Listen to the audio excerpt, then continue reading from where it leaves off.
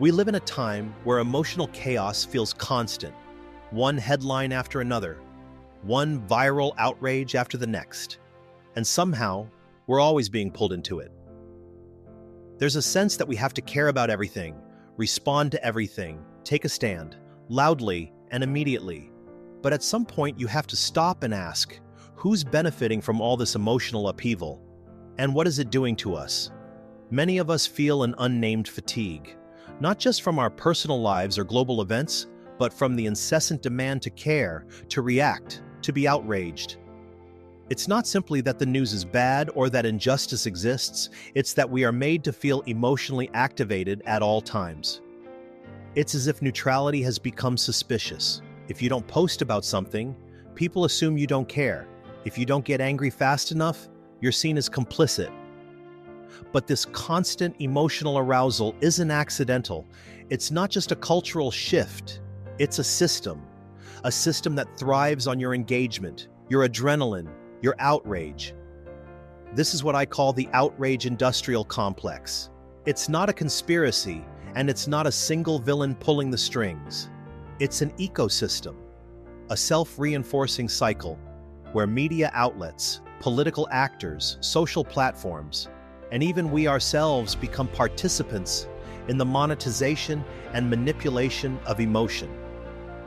Anger drives clicks, fear drives loyalty, indignation drives performance, and every reaction becomes part of the machinery. News outlets don't just report, they curate emotional reactions. Politicians don't just govern, they incite allegiance through shared rage. Algorithms don't just organize content, they prioritize the most divisive voices. And we, the audience, have been trained to consume it all as if we're fulfilling a moral duty. You might think you're just staying informed. You might believe your engagement is driven by conscience. But ask yourself, why does it feel like you're always on the edge of something? Why does it feel like there's no rest? Why are you exhausted? Not just by what's happening, but by what you're expected to feel about it. This isn't just a technological issue, it's a psychological one. The nervous system isn't built to process this level of sustained emotional intensity. Over time, we begin to experience burnout, numbness, irritability, and even disconnection from our own values. When everything is a five-alarm fire, we lose our ability to discern what actually matters. When everyone is shouting, we forget how to listen. And here's the most dangerous part. The more overwhelmed we become, the more susceptible we are to emotional manipulation. We become easier to provoke, easier to polarize, easier to use. So, what's the alternative?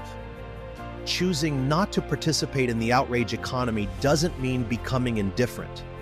It means becoming emotionally intelligent.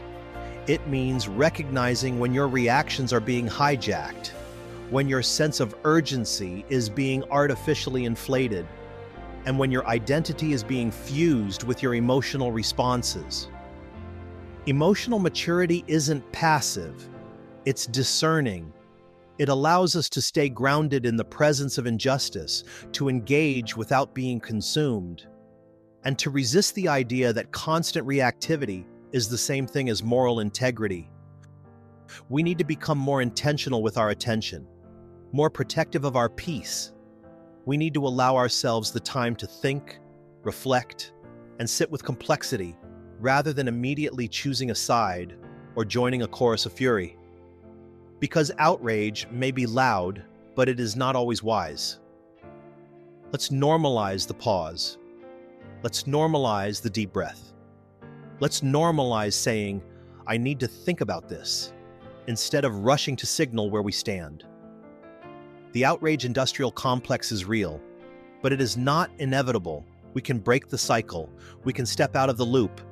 We can choose to respond rather than react. And in doing so, we don't become less human, we become more human. If this resonates with you, I invite you to read the full essay. It's linked below.